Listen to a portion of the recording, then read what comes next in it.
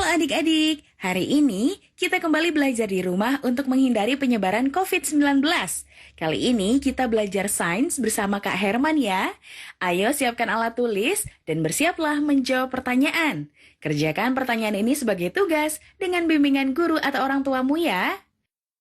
Ayah dan bunda, dari tayangan hari ini anak akan dapat mengembangkan kompetensi literasi, yaitu memahami paparan lisan tentang topik yang dikenali, mengidentifikasi ide pokok, dan beberapa ide rinci dalam paparan tersebut, menjelaskan kembali dan menanggapinya menggunakan pengetahuannya. Sekarang, mari kita simak pelajaran dari Kak Herman.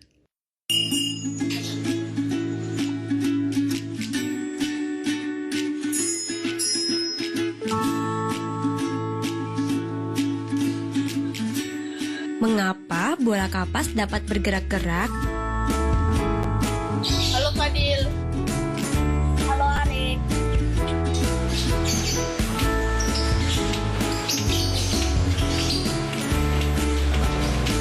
Mengapa hal tersebut dapat terjadi?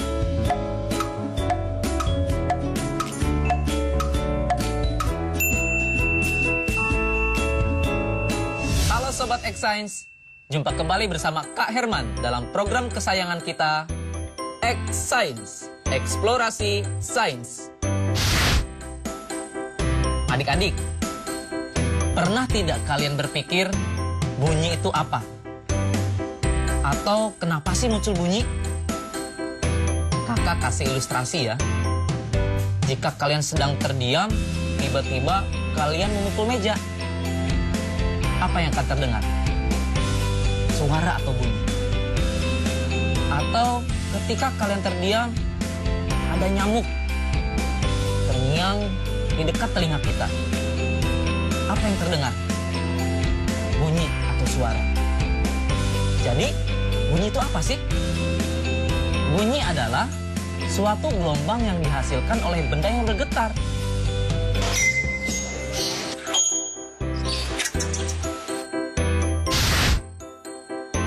Adik-adik, ternyata bunyi itu memiliki sifat-sifat tertentu.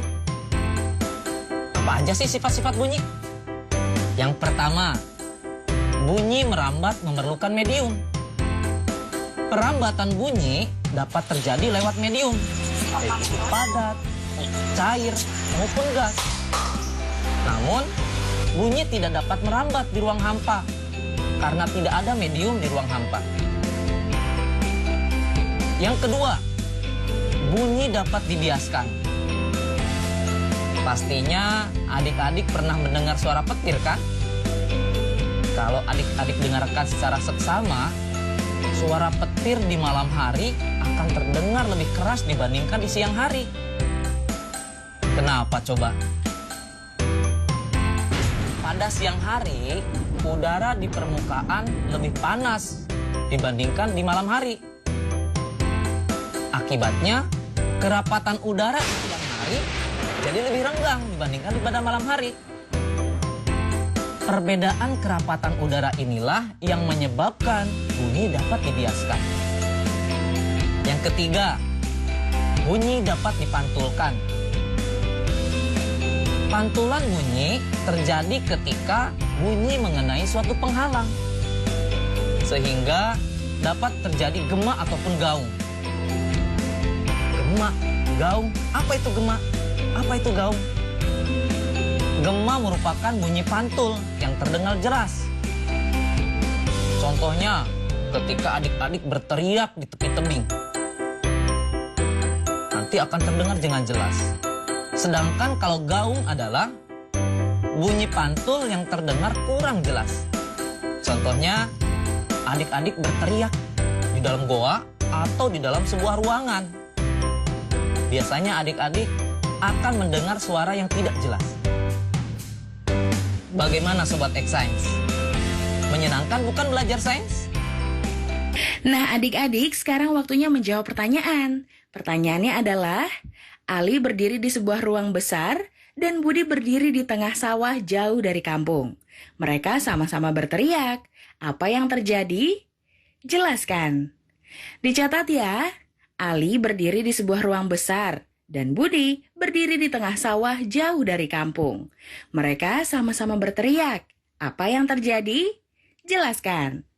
Jawablah pertanyaan ini sebagai tugas dan kerjakan dengan bimbingan guru atau orang tuamu.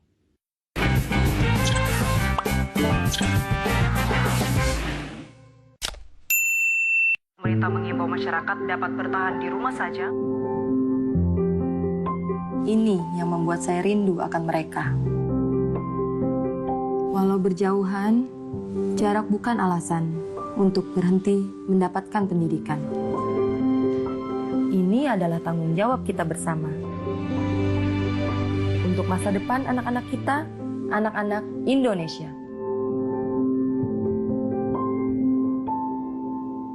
Saya baru berani pulang ke rumah agak lama setelah ada hasil tes. Jadi setelah hasil tesnya bilang saya negatif, oke, saya berani. Tapi tetap saya lakukan social distancing, saya nggak berani dekat-dekat sama anak perempuan saya memang relatif dekat dengan saya. Tapi ketika COVID ini ya pengen meluk, tapi ya gimana ya, kita hanya bisa lihat dari jauh dan kemudian ya cuma merentangkan tangan gitu, seolah-olah berpelukan gitu. Suatu waktu saya terima message ya, yang bilang bahwa dia kangen, mau doain semoga saya baik-baik saja. Dan di situ saya yang merasa waduh ya, dari sisi tenaga medis ya ini hal yang paling berat sebetulnya.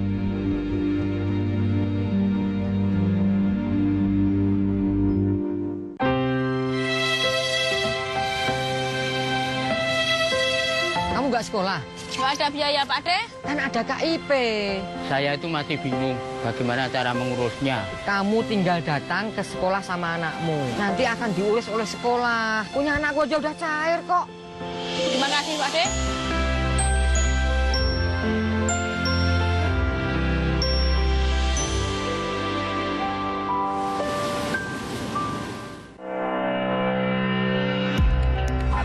Marhaban ya Ramadan, marhaban ya Ramadan. Pengantar berbuka puasa.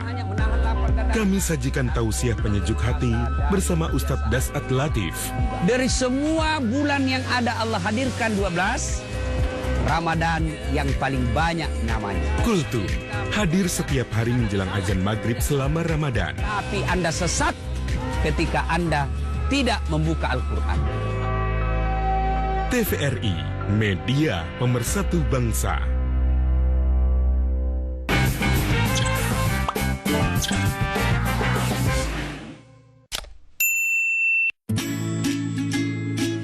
Hey, aku punya pertanyaan nih buat kalian.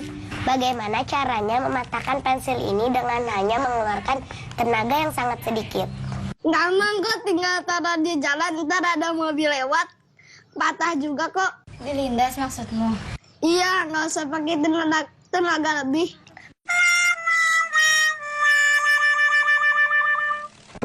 Oke lah, kita tampung dulu ya. Kalau kamu Nala bagaimana caranya? Itu mah kecil, tunggu dulu ya.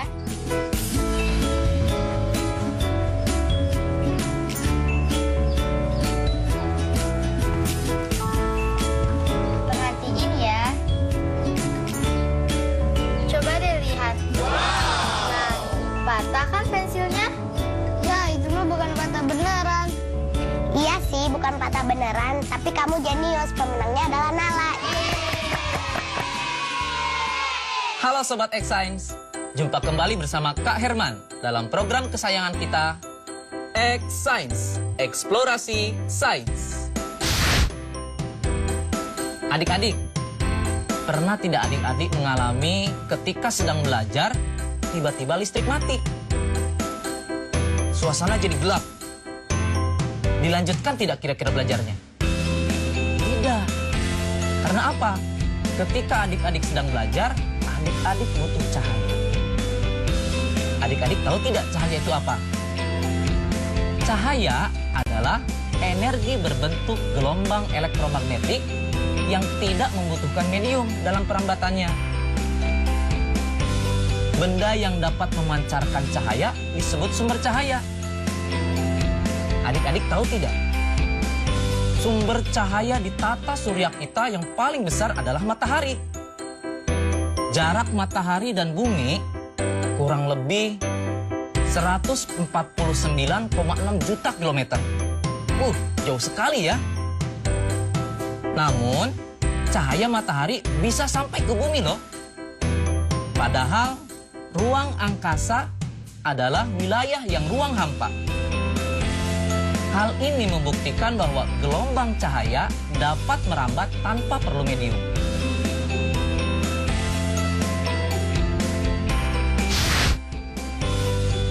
Ternyata cahaya juga memiliki berbagai sifat loh. Apa saja sih sifat-sifat cahaya? Yang pertama, cahaya merambat lurus. Adik-adik pernah tidak berada dalam satu ruangan? Di ruangan tersebut ada sebuah celah. Dari luar, ada tampak berkas cahaya yang masuk ke dalam ruangan. Kalau kita perhatikan, berkas cahaya tersebut lurus, tidak bengkok. Betul tidak? Yang kedua, cahaya dapat dipantulkan. Contohnya, di suatu ruangan gelap, senter dinyalakan. Senter tersebut kemudian diarahkan ke cermin. Ternyata cahaya memantul ke arah yang berlawanan. Artinya cahaya dapat dipantulkan. Ketiga, cahaya dapat menembus benda bening. Buktinya dapat kita lihat bahwa ternyata cahaya dapat melewati gelas kaca yang bening.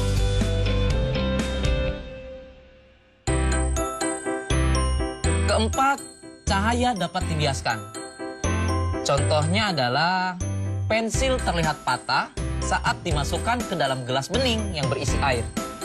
Kelima, cahaya terdiri dari berbagai warna. Adik-adik harus tahu bahwa cahaya matahari sebenarnya berwarna putih. Cahaya putih matahari saat mengenai tetesan air hujan akan mengalami penguraian menjadi berbagai warna cahaya. Contohnya adalah pelangi. Hal ini menunjukkan bahwa gelombang cahaya dapat diuraikan menjadi berbagai warna. Bagaimana Sobat X-Science? Ternyata begitu ya sifat-sifat cahaya itu. Unik sekali kan? Saatnya kita bernalar. Yuk, mari kita bernalar ya. Teman-teman kalian bermain tebak-tebakan. Mereka menyeting kardus sedemikian rupa sehingga ketika mata dadu diletakkan di ujung corong kardus, mata mereka yang berada di ujung corong kardus satunya lagi tidak dapat melihat dadu tersebut, seperti yang terlihat pada gambar berikut ini. Agar mata dapat melihat dadu, mereka menebak jumlah minimal cermin yang dibutuhkan. Nala menebak sedikitnya butuh 3 cermin, sedangkan Ria menebak sedikitnya butuh 4 cermin. Tebakan siapa yang paling benar? Jelaskan jawabanmu.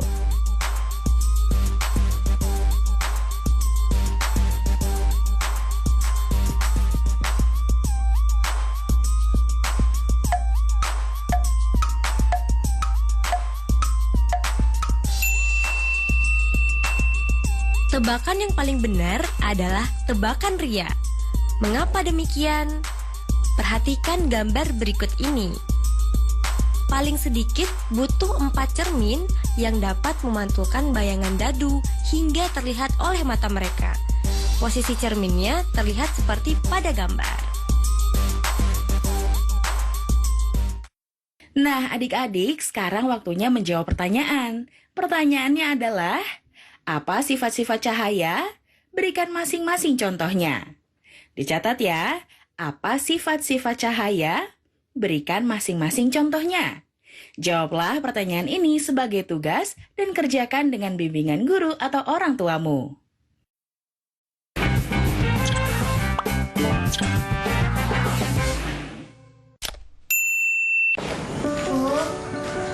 Ya,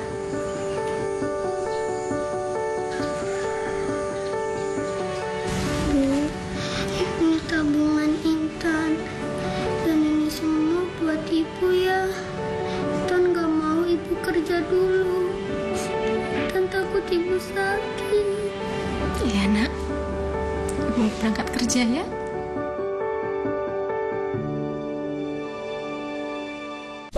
Dalam rangka pemerataan pendidikan, ada 4 jalur penerimaan peserta didik baru.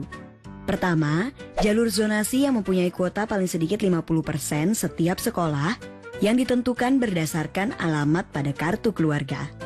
Kedua, jalur afirmasi untuk siswa keluarga ekonomi kurang mampu, paling sedikit 15% di setiap sekolah. Ketiga, jalur perpindahan tugas orang tua atau wali yang disediakan paling banyak 5% di setiap sekolah. Yang terakhir, jalur prestasi. Jalur ini disediakan di setiap sekolah sebanyak sisa kuota setelah dikurangi jalur zonasi, afirmasi, dan perpindahan orang tua atau wali. Jalur ini ditentukan berdasarkan nilai ujian sekolah atau hasil perlombaan atau penghargaan di bidang akademik maupun non-akademik pada tingkat internasional, tingkat nasional, tingkat provinsi, atau tingkat kabupaten atau kota.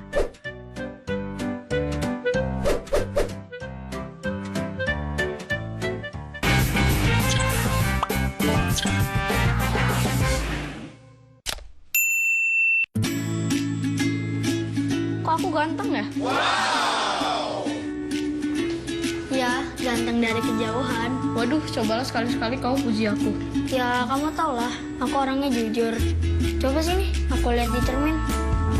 Tuh kan, cermin aja jujur.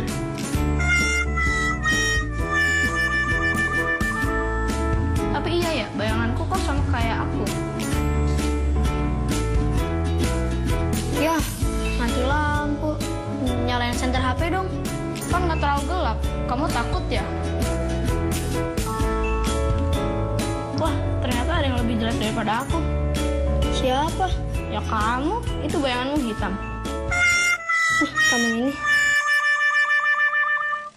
Halo Sobat X-Science, jumpa kembali bersama Kak Herman dalam program kesayangan kita, X-Science, Eksplorasi Sains.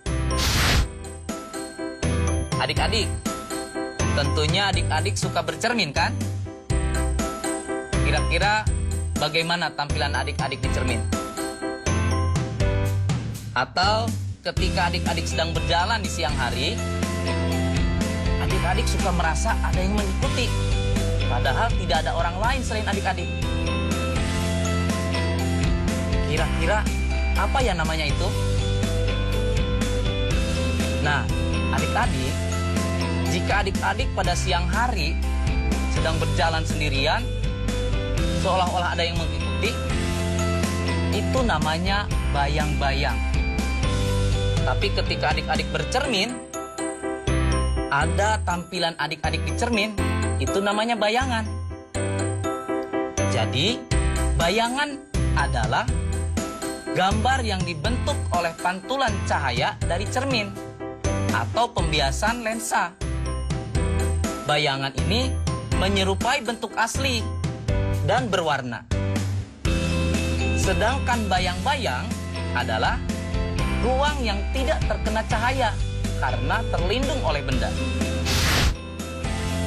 Tahukah adik-adik, bayangan suatu benda mempunyai sifat tertentu loh. Kakak kasih ilustrasi ya. Jika adik-adik bercermin di cermin yang datar, bayangan yang terbentuk seperti apa kira-kira?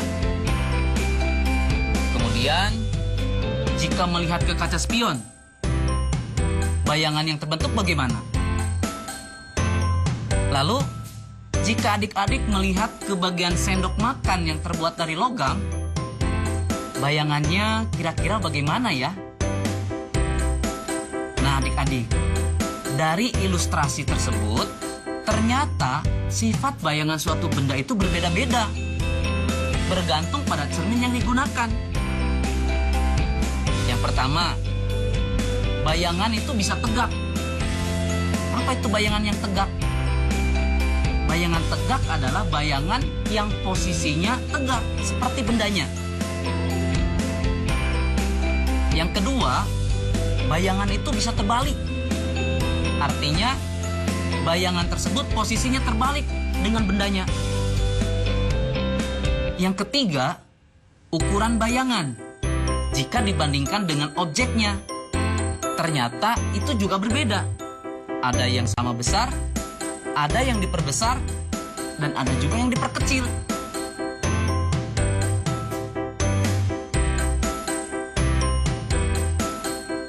Keempat, bayangan itu bisa nyata ataupun bisa maya. Yang bagaimana sih bayangan yang nyata itu? Bayangan yang nyata itu adalah bayangan yang bisa ditangkap oleh layar. Sedangkan bayangan yang maya, bayangan yang tidak dapat ditangkap oleh layar. Saatnya kita bernalar. Yuk, mari kita bernalar ya. Sebuah senter diletakkan pada titik A dan tinggi bayang-bayang buku pada layar setelah diukur adalah 30 cm.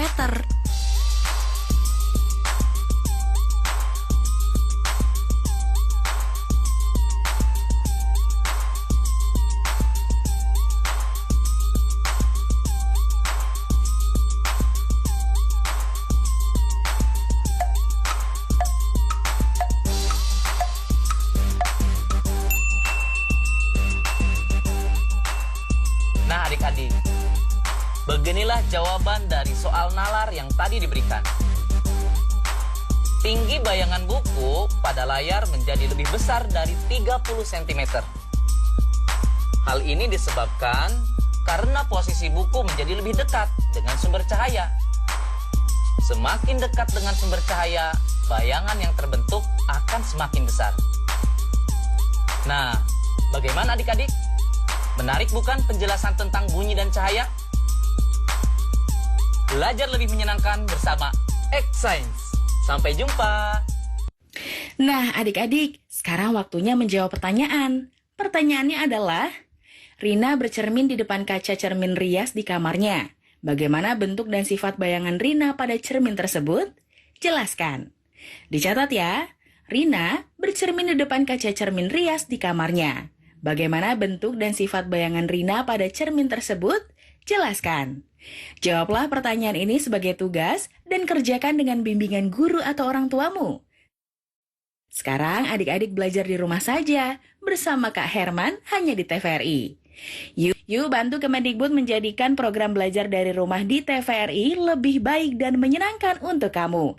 Ikuti survei evaluasi program belajar dari rumah di TVRI dengan membuka laman s.id/surveybdr. Untuk kamu yang berada di daerah 3T, terdepan, terluar, dan tertinggal, bisa mengikuti survei lewat SMS gratis dengan mengetik BDR, kirim ke 93456. Jangan lupa ajak orang tuamu dan gurumu juga ya. Adik-adik ingat ya, selalu rajin mencuci tangan, menjaga jarak, dan menggunakan masker jika hendak keluar rumah untuk mencegah penyebaran COVID-19. Sampai jumpa lagi.